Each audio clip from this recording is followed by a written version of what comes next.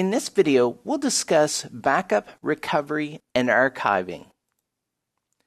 Backups are a very important security measure when upgrading to a new production environment.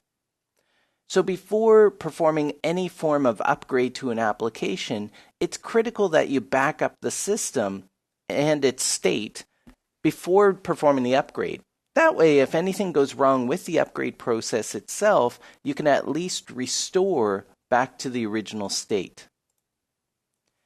The software and data backup process involves much planning and effort on your part.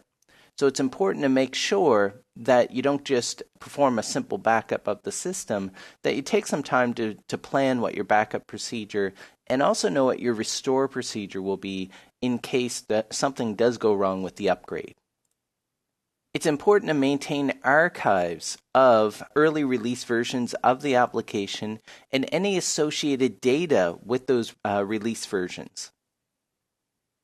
When discussing backups, it's important to consider security of archive backups. The last thing you want to have happen is have somebody steal, let's say, an old backup tape and be able to retrieve your sensitive data, so company data from that backup. So it's important that you take the time to, again, plan the backup strategy and look to features like employing encryption with your backup to ensure that unauthorized persons can't get access to the data that's stored in the backup itself.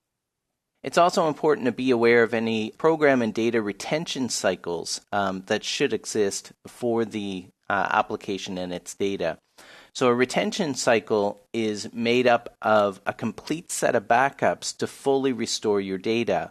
So for example, a lot of backup scenarios involve performing a full backup, let's say at the beginning of the week, and then doing incremental backups every night after that. So it's important that you know that strategy, because when you go to do a restore operation, you would always restore the full backup and then you restore each incremental after that full backup. So it's very important to be aware of those types of backups and your retention cycle. Retention cycles are stored as a group for a defined retention period.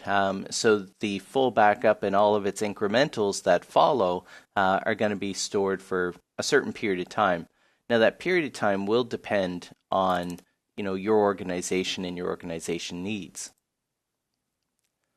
So determining and managing retention cycles and periods need to be considered. As I mentioned, it is based off what your organizational needs are, but those organizational needs may come from legal requirements or compliance with regulations. So for instance, some industries require to hold those backups for, let's say, up to 7 years.